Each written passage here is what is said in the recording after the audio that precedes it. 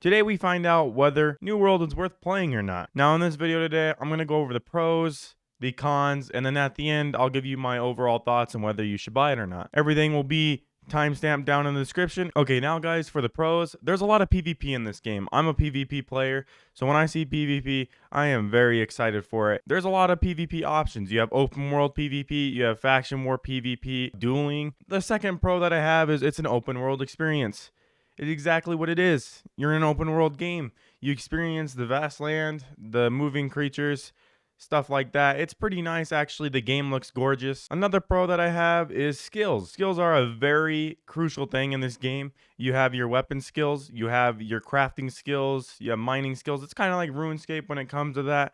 You can go all the way up to level 200 with these, and they're really nice. It gives you something to do when you're burnt out on questing and you just want to go do something else. Maybe you want to chill and mine some trees or mine some rocks or get your crafting recipes up. Another thing is, which may not come out as a surprise, is it's a very social game. You are talking with your company, guild, or you're talking with people online. You can even talk in proximity chat, which I think is hilarious because sometimes you run across people that are either singing or straight up moaning in the mic, and you're just like, all right, guy, I kind of like you. For my next one is freedom of choice for PvP. Now, I kind of went over this a little bit before, but you have your open world PvP, which you can actually turn on or off, deciding what you want to do that day.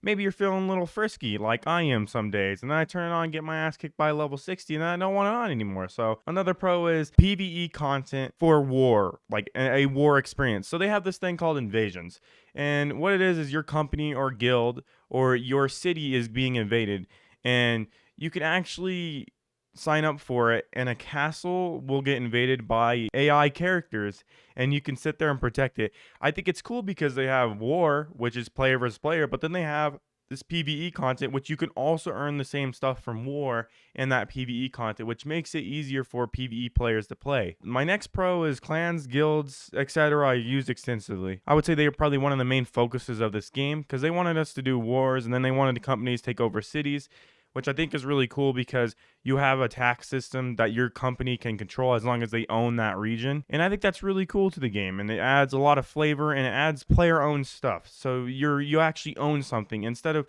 owning nothing. Like you can own a house and stuff like that. Instead of owning nothing, you can own a city, which is really cool as long as your guild can get that good. The next thing on my list is server queue. There are server queues. Now, sometimes you have to wait 1,000 people to get into a server, but that's good because it means that the game is healthy. The game is fully healthy for you. All right, guys, that was all the pros that I have. Now, let's go into the cons. The story lacks a lot of flavor. I mean, the story missions are boring. They are low tier garbage. I don't know who created the story, but it's awful. It's just like go to this place, do something, come back. It's like a normal MMO, but whoever created this story, they also messed up on the quest a little bit, I think, because when you're going to get your first staff, you'll have like a level 13 quest, and then you'll go to like a level 20 quest. So you'll be like a level 14, then you'll jump to a level 20 quest whenever you're doing the main story, which is really weird to me, but I guess they need to work on that or something. The other con that I have is long leveling process.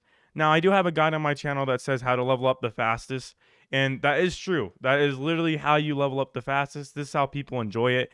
You can even do these while going around and killing corrupted zones. It takes a long time. I mean, the first guy to ever hit it took him 59 hours, and that was pure grinding the quest board, like I said. It takes a long time to level up in this game, and that's okay because at least you have a long time, but are you going to be burnt out by the end of it? Probably. Sometimes you could be burnt out. I think they need to lower the levels and make it so you can level up at least a little bit quick. The other con that I have is no mounts.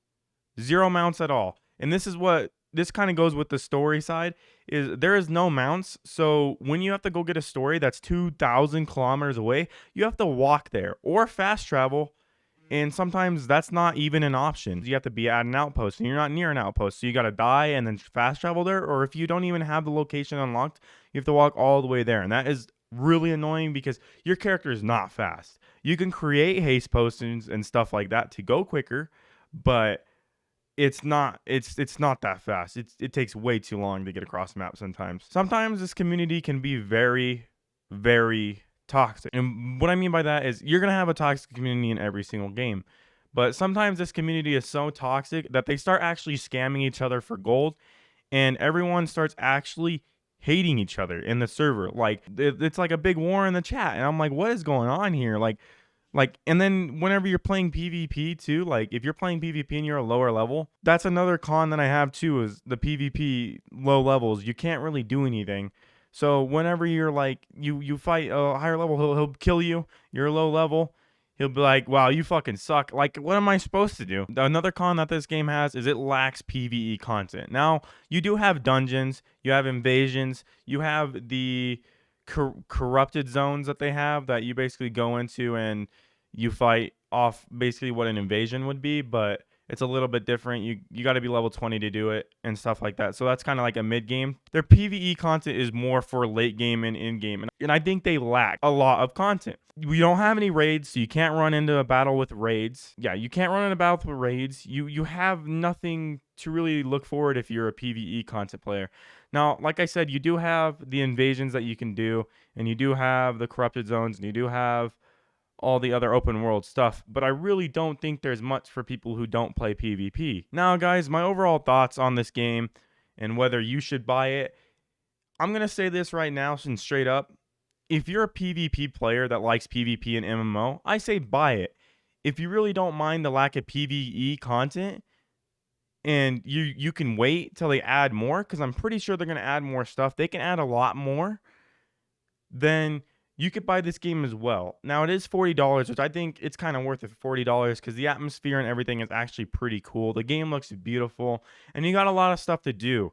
And I think if you're going to reach level 60 and then stop playing, it's still a little bit worth it because you actually took the time and you got your character up there. And, I think you build a little bit of a connection to your character. Maybe enjoy the places, the things on the way. If you're just looking for PvE content, I would say no, unless you literally have friends and you can make it the best you could possibly make it. I just think that this game doesn't supply PvE at all. So you guys need to find another way to do it. If you like PvP, you like dominating, you like owning cities, you like doing all that, this game is 100% for you. I'm going to say that right now. This game is 100% for you. I love this game because I can exactly do that. I can duel people. I can beat people's ass in war.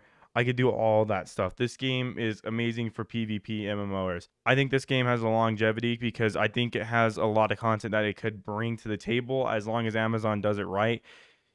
With Amazon's success, I would say that they need to add in more animations and more stuff to the game that caters, because you have a lot of success.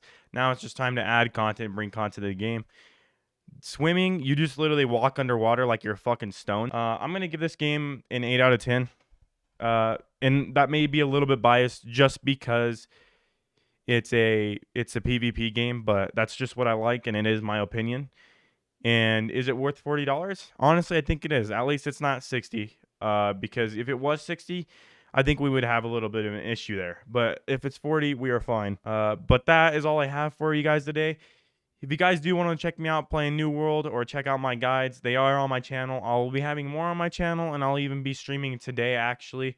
I'm going to be streaming at 1 p.m. Mountain Standard Time, or if you really want to take it, it's 12 p.m. PST. And I'm going to be streaming all the way until I don't feel like it. So that's going to be probably a good 4 to 7 hours. So if you guys want to check that out, that would be awesome. And if this video really did help you out on deciding whether you want to play this game or not, please hit that subscribe button, that like button, comment down below, and I'll see you guys in the next video.